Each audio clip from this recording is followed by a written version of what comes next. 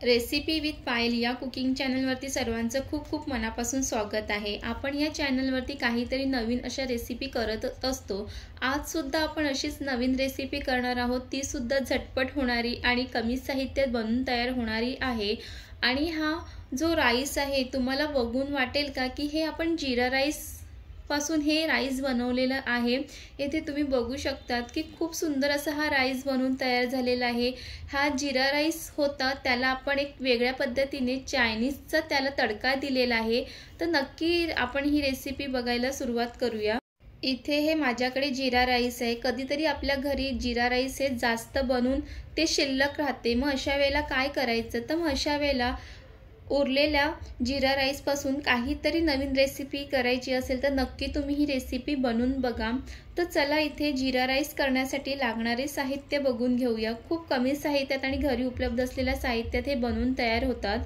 इथे लसूण घेतलेला आहे, ते सुद्धा बारीक कट करून घ्यायचं आहे। इथे एक मिरची घेतलेली आहे आणि त्यासोबतच इथे आलं सुद्धा घेतलेलं आहे, आलं सुद्धा बारीक कट करून घ्यायचं आहे।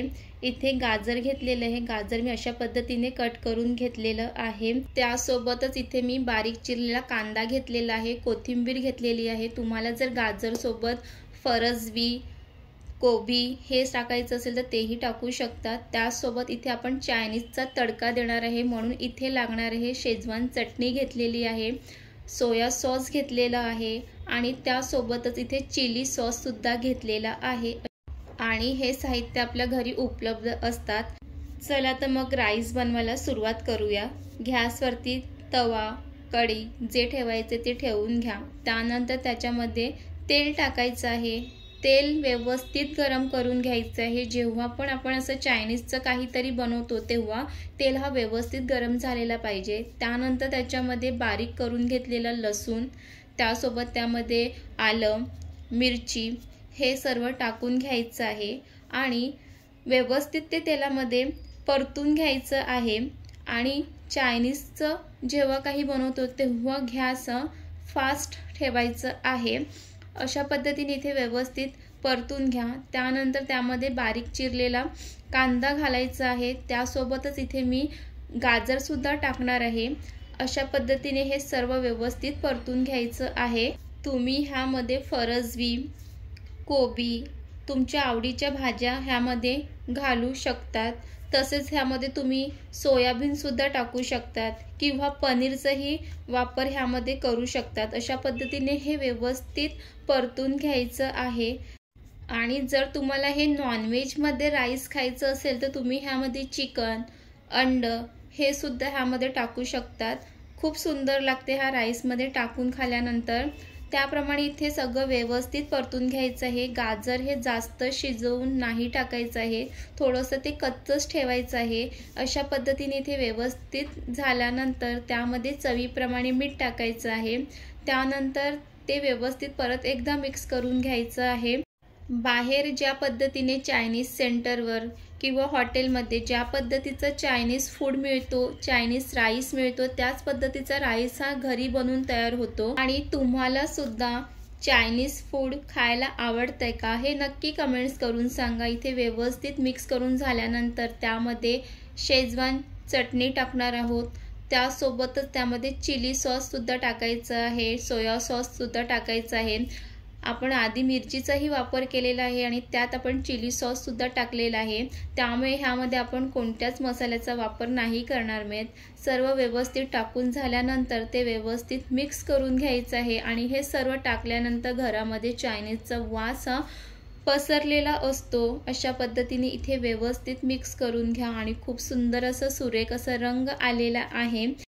जर घरी कधी सोया सॉस, चिली सॉस नसेल आणि फक्त शेजवान चटणीमध्ये सुद्धा हे राईस खूप सुंदर बनून तयार होते। त्यानंतर त्यामध्ये हे जीरा राईस टाकणार आहोत आणि खरंच अशा पद्धतीने उरलेला जीरा राईसचं चायनीजच्या फूडमध्ये जर बनवलं तर ते पूर्ण संपणारच आहे। अशा पद्धतीने हे राईस व्यवस्थित त्यामध्ये मिक्स करून घ्यायचं आहे। आणि इथे तुम्ही बघू शकतात की आपला जो जीरा राईस आहे त्याचा हा हळूहळू रंग हा बदलत आहे।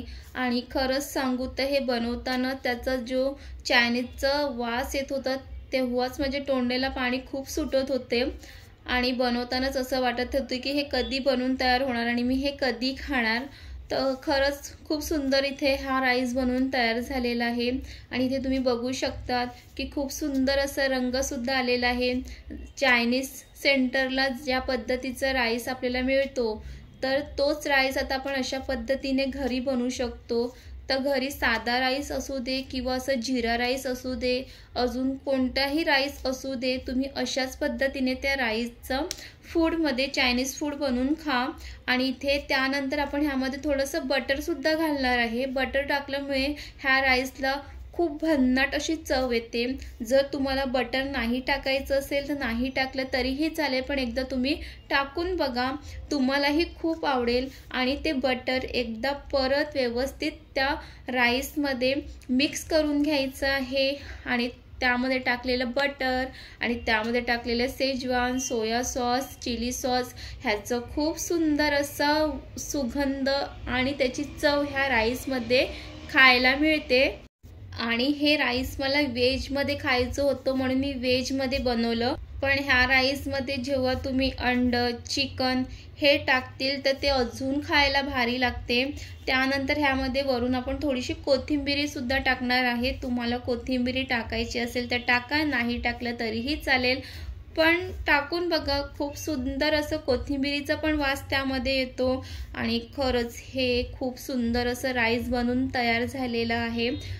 आणि अशा पद्धतीचा राईस तुम्ही लहान मुलांना नक्कीच देऊ शकता, त्यांच्या टिफिनमध्ये सुद्धा देऊ शकतात। आणि आता मुलांना सुट्टी सुद्धा आहे तर तुम्ही अशा छान छान पद्धतीचा राईस त्यांना नक्कीच बनवून खायला द्या। आणि उरलेला भात फेकून देण्यापेक्षा अशा पद्धतीचं राईस बनवून खाल्लं तर ते राईस सुद्धा आपला वाया जाणार नाही। मग चला, मग इथे आता आपण गरमागरम राईस एका प्लेटमध्ये काढून घेऊया।